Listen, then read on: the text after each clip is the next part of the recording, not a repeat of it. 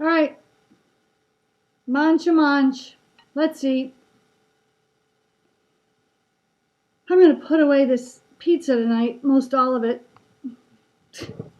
Because what else is there to do but eat your fingers off your hands?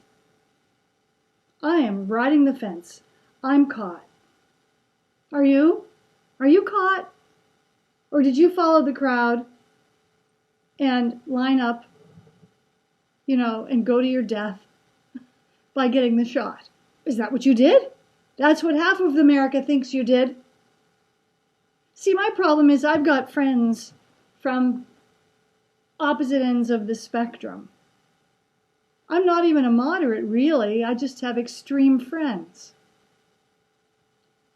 Meaning I have ultra-conservative friends, and I have ultra-liberal friends, and I have radical friends, and I have underground conspiracist friends, and I have by-the-book traditionalist friends.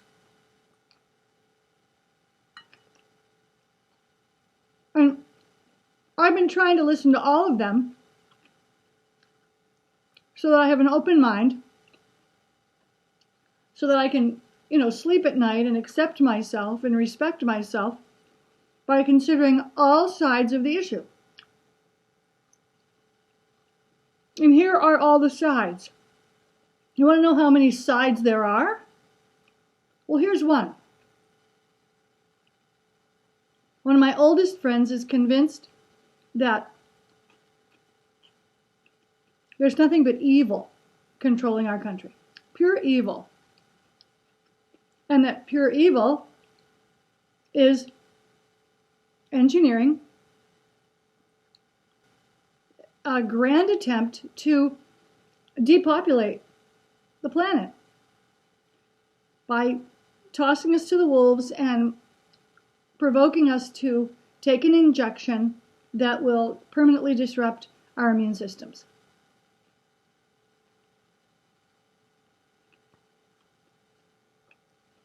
Other friends who work in the sciences themselves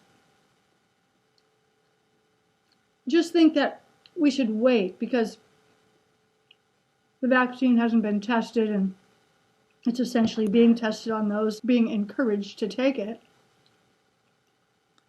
One of my siblings is among them. He said waiting is okay. That's because his son had a very mild 2-day version of COVID and went back to work, and nobody else in the family caught it. Here's to, I guess, a balanced diet and plenty of multivitamins or whatever. Lots of elderberry syrup on hand. I don't know what it was, but my nephew had it for 2 days and nobody else did.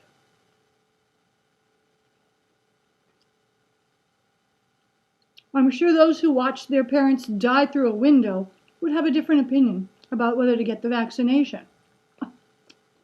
So here I sit, a teacher, watching all my teacher friends get a ticket to freedom by taking the third option, the one-shot deal. I have a history of anaphylaxis. I spent 1 year, 4 times in 1 year, on a gurney in an emergency room in near anaphylaxis from soy.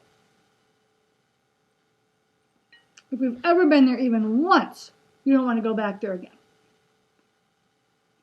But because of hidden soy, I would end up back there 3 more times in the same year. That was 15 years ago, but I don't want to go back. So I fall into the category of, extremely, extremely, extremely rare. Ruth Ann, it's rare, it's so rare. Well, you're looking at rare. You're looking at raw. You're looking at just plain sick of being uncooked.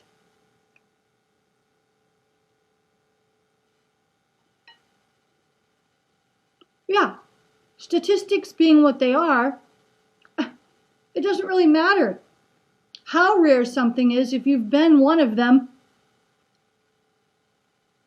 We're all statistics, remember, all of us. There wouldn't be statistics without people to populate them. Hello? So, the only vaccine that my allergist has said is safe for me to take is the third option. What did eatthis.com come out with today, March 18th? No. Was it today, March 19th? An article quoting Johnson & Johnson. This group should not take the Johnson & Johnson vaccine. I knew even before I read it that I was in that group. Here's the deal. They say you're supposed to look at all the ingredients in the vaccine and make sure you're not allergic to any one of them before you submit yourself to the needle. Okay. HBCD. Whatever the heck that is. Like, I know that I'm allergic to that. And how am I going to find out? What about polysorbate 80? How am I going to know if I'm allergic to that? Maybe when I've been reacting to soy, it's just been products that contain soy that also contain polysorbate 80. Has anybody bothered to check? How do we test for an allergy to polysorbate 80? Is there a skin test? Is there a blood test? My allergist said there isn't one for PEG. Polyethylene glycol has a skin test, but that isn't even reliable, he said. There is no blood test for polyethylene glycol. So how can we even predetermine whether we're going to react to the PEG in the two big guns, Pfizer and Moderna? The answer is we can't. It's luck of the draw. It's roulette. So the conservatives are partially correct. We are taking a risk. And some of us don't want to take that risk because we've already been in some pretty freaking risky emergency room situations. Now, everything I put in my mouth, I have to know what the ingredients are. I have to look at the panel of ingredients. And if I can't look at it, I have to ask the chef to come out of the kitchen in the restaurant and squat next to my table and tell me what all the ingredients are before it's safe for me to enjoy my meal.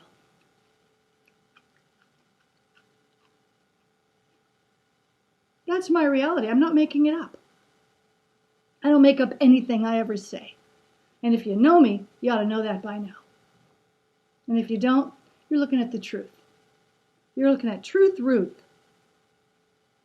Sorry if you don't like it. Sorry if you live your life under the radar. Sorry if you live your life with half-truths, open lies, and fibs, and manipulations of facts. Sorry, I'm not part of your world. My life has been threatened just by eating.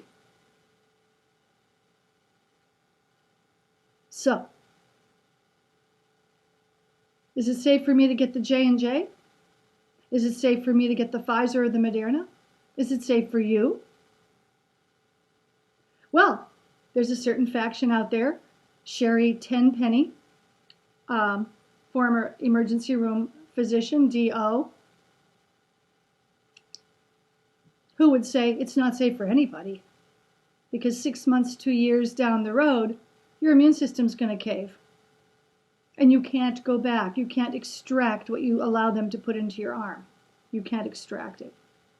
That frightens me. I mean, I've got the double whammy going on here. I've got the risk of anaphylactic shock and the risk just based in whether or not I accept to believe that what's going to go into my arm is going to have long-standing effect and damage me for life.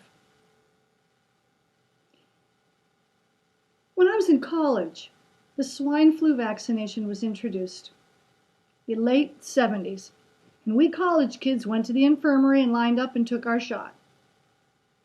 By the next summer, I was sweeping the floor, babysitting my friends who lived on the lake, wondering why my eyes were running and my nose was itching, and vice versa. Turns out I had a cat allergy and I was allergic to dust, and I started reacting all over the place at the age of 21. None of these allergies had ever expressed themselves before, but they showed up a year after I took the swine flu vaccination. Many, many more years later, I would discover that I was gluten intolerant and soy reactive. Now, granted, as a child, I had hives. I would get hives as a child. One doctor thinks I have mastocytosis.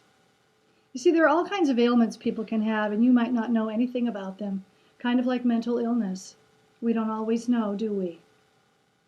Where it lurks. So the next time you raise your eyebrows and roll your eyes under them at Ruth Ann or anybody who reminds you of me, you just remember, some of us are riding that fence. Some of us have had real experiences that have been life-threatening. So what should we do? Should we take the vaccine while it's in experimental production and distribution and administration? Or should we, like my brother with the PhD in clinical chemistry says, wait a little while? The variants aren't going to wait. The variants keep mutating. And we won't reach herd immunity unless 75% of the population is vaccinated. Talk about a catch-22. Feels like an assault rifle. Jammed. A jammed assault rifle. To take the vax or not to take the vax? Isn't that really the question? So sling your arrows all you want. I'm giving it to you straight. This has been Ruth Ann Talks. Let's eat.